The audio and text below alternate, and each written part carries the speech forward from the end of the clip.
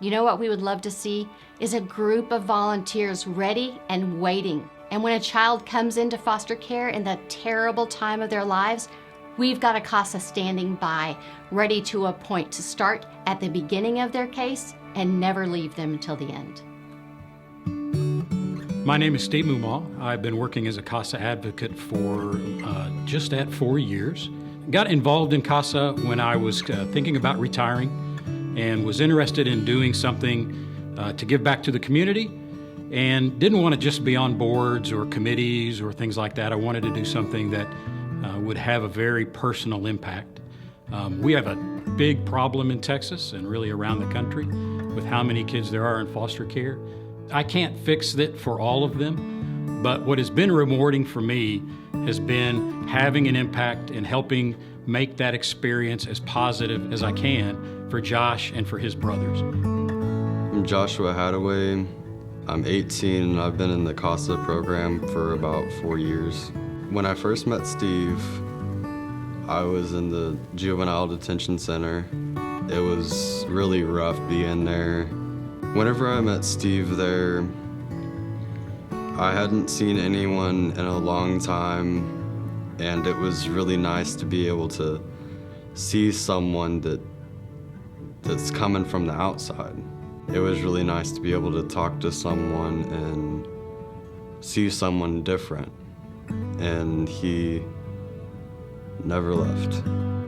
So the way that I've worked with Josh over the 4 years that he and I have been together is really changed over that period. At first, it was really just a matter of building trust, getting to know him, getting him to know that I was going to be around. I wasn't going to disappear. I wasn't going to be reassigned and be out of his life.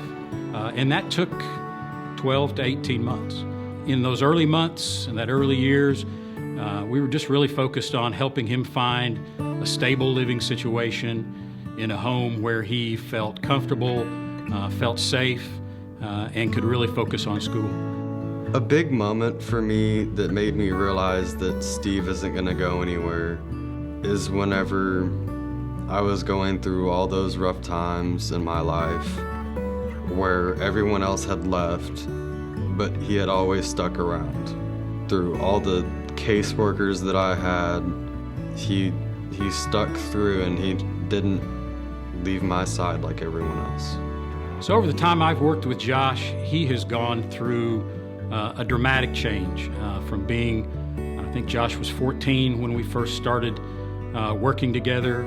He's 18 now, recently graduated from high school, but he has really matured into a much more confident, a young man who wants to control his life and wants to make the decisions about his life. Are all his decisions perfect? No. No 18-year-olds probably are. But he's matured much faster than other kids his age and his peers have had to do. Thank you very much for always being here and not leaving out and always being honest with me and not sugarcoating anything. I'm glad to have been able to be there and help you. It was an incredible experience for me. I cannot tell you how excited I am about how you're getting yourself positioned for the rest of your life. I think this was a big learning experience for both of us. Yes, it was. I learned about things I never knew about, so it was definitely a learning experience. You've taught me some and I've taught you some. Yes, I agree. COVID-19 threw a wrench in everything that CASA did back in March.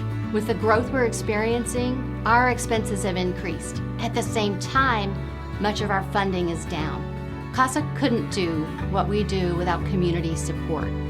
Donations, gifts from foundations and businesses are a huge part of our funding. For more than 28 years, the Denton County community has been behind CASA, and they've been there for us as we've served children in need. We so appreciate everyone who has come to CASA's aid to support us and help the children that we serve. We'll need more volunteers than ever next year, and we've got to get ready now so that we can have what we need to get those volunteers prepared to serve children.